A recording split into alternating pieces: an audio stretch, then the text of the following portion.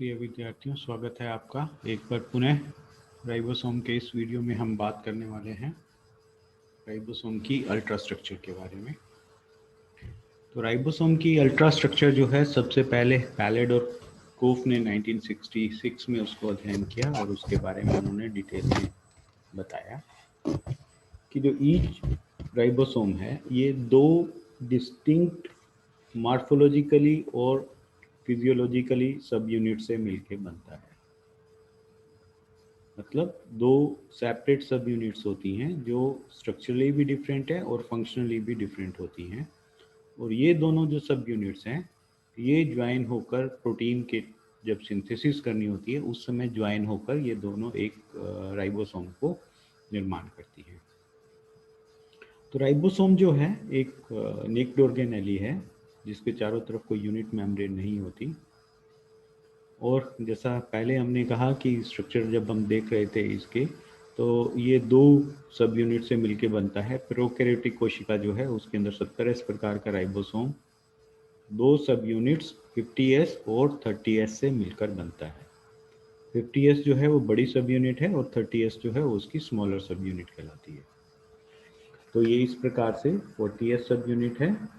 This is the larger subunit which is called 60S. This is eukaryotic कोशिका का ribosome है ये, जिसकी अभी हम फाइन स्ट्रक्चर क्या होती है उसके बारे में अभी बात करने वाले हैं। तो प्रोकैरियोटिक कोशिका की अगर हम बात करें तो इसकी जो बड़ी सब यूनिट है 50S, ये डोम शेप की होती है और लगभग 140 से 160 एंगस्ट्रॉम साइज की होती है। और इसका जो मॉलिक्यूलर वेट होता है वो लगभग 1.8 इंटू 10⁻⁶ डाल्टन होता है। और इसके अंदर एक डिप्रेशन होता है इसकी फ्लैट साइड के ऊपर जो Leeds into channel having elongating polypeptide chain. तो इसके अंदर जो एक डिप्रेशन होता है इसकी फ्लैट साइड पे, वो जो इलोंगेटिंग पॉलीपेप्टाइड चेन है उसके साथ जो है होता है। और ये फाइनली जो है एंडोप्लाज्मिक रेटिकुलम की कैविटी के अंदर खुलता है। जेम्स ए लेक ने 1981 में उसने बताया कि ये जो है ये इसका दिस इज लार्जर सब यूनिट ऑफ प्रोकैरियोटिक कोशिका है। और ये जो होता है उसके अनुसार जेम्स ए लेक के अनुसार ये 3 भागों का मिलके बना होता है। ये भाग कहलाता है सेंट्रल प्रोटूबरेंस, स्टॉक और रिज। तो 3 डिस्टिंक्ट स्ट्रक्चर्स जो होती हैं वो लार्जर सब यूनिट पे प्रेजेंट होती हैं। ये central protuberance, stalk and ridge. और यहाँ पे एक वैली होती है, there is a valley also between central protuberance और रिज। तो सेंट्रल प्रोट्यूबरेंस और रिज के बीच में एक जो वैली है वो उपस्थित होती है। अब इसके ऊपर 2 बाइंडिंग साइट्स होती हैं। एक जो है बाइंडिंग साइट कहलाती है पी साइट और दूसरी कहलाती है ए साइट। तो पी साइट जो है वो पेप्टिडिल या उसको डोनर साइट बोलते हैं और पी साइट बोलते हैं। और जो ए साइट है उसको बोलते हैं अमीनो एसाइल और एक्सेप्टर और ए साइट।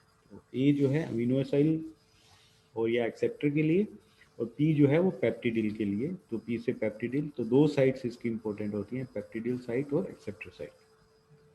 ये जो साइट्स होती हैं ये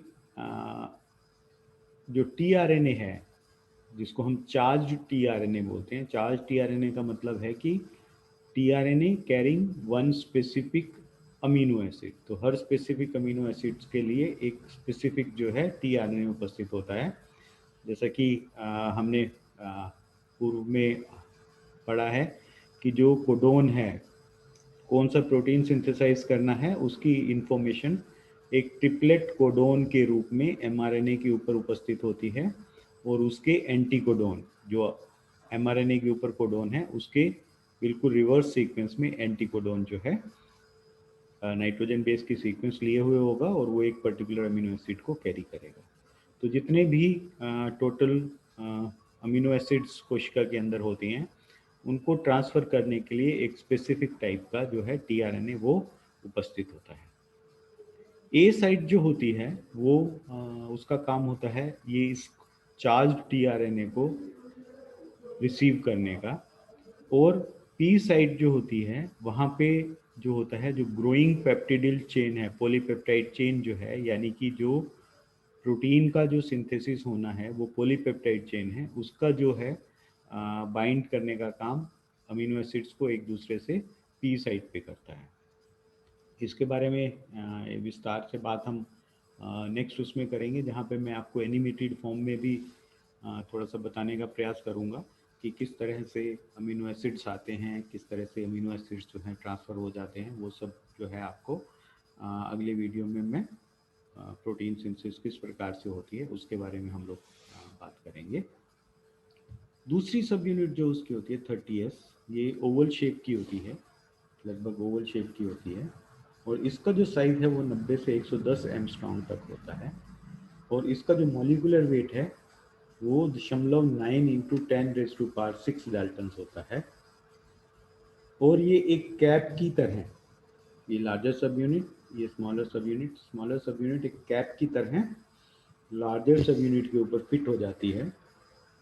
और जेम्स ने ही इसकी स्ट्रक्चर जो है क्या स्ट्रक्चर होती है उसके बारे में बताया। उसने बताया कि ये इसके दो मुख्य भाग होते हैं, one part is called head and other part is called platform, और इन दोनों के बीच में जो है एक क्लेफ्ट जो है वो उपस्थित होता है, और ये वाला पार्ट जो दिस इज कॉल्ड बेस और बॉडी ऑफ द स्मॉलर सब यूनिट।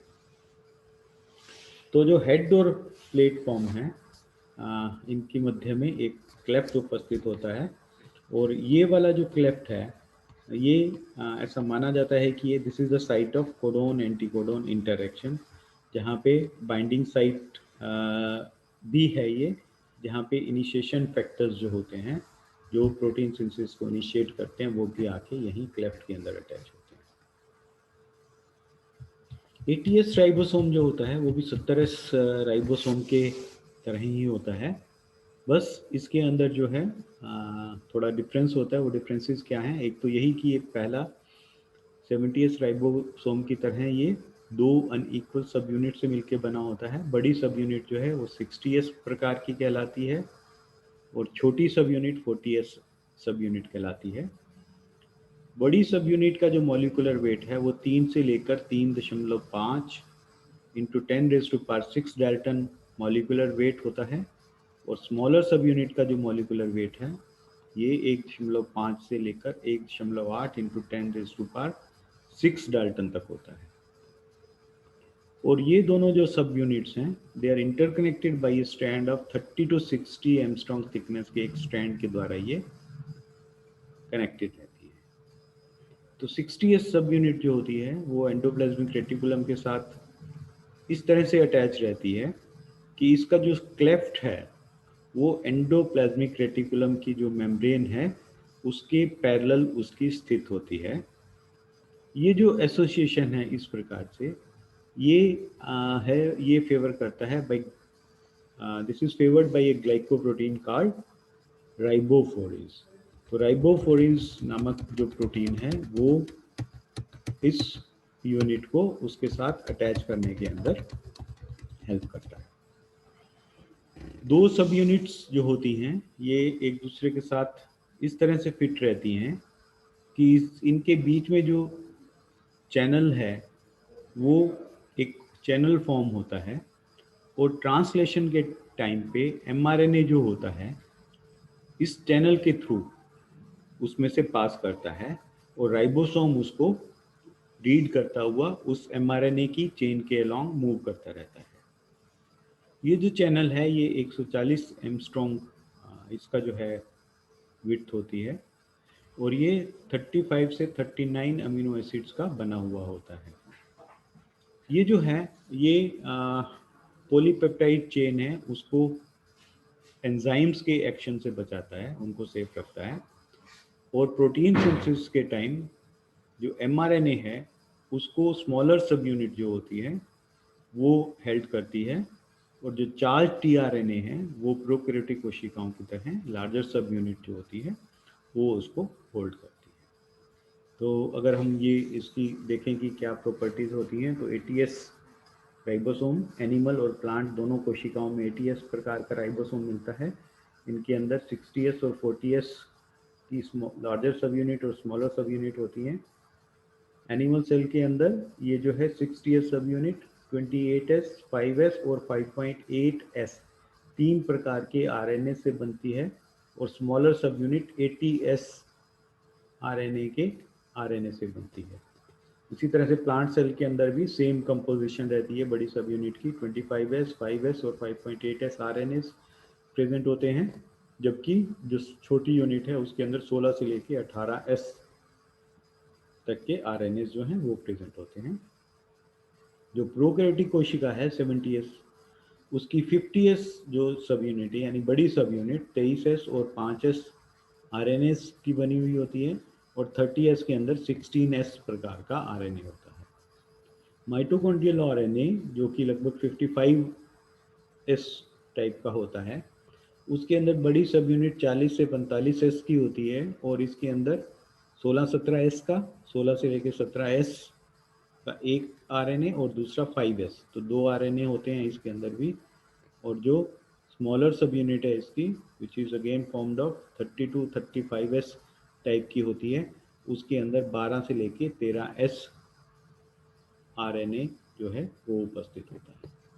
तो यहाँ पे इतना ही इसके बारे में। नेक्स्ट जो है हम बात करेंगे कि जो राइबोसोम है वो ऑर्गेनेलीज के अंदर जो प्रेजेंट होता है वो कैसे इनसे डिफरेंट होता है, इसकी केमिकल कंपोजिशन क्या होती है, किस किस से बनता है, ओरिजिन कैसे होता है इसका कोशिका के अंदर, और किस प्रकार से ये कार्य करता है।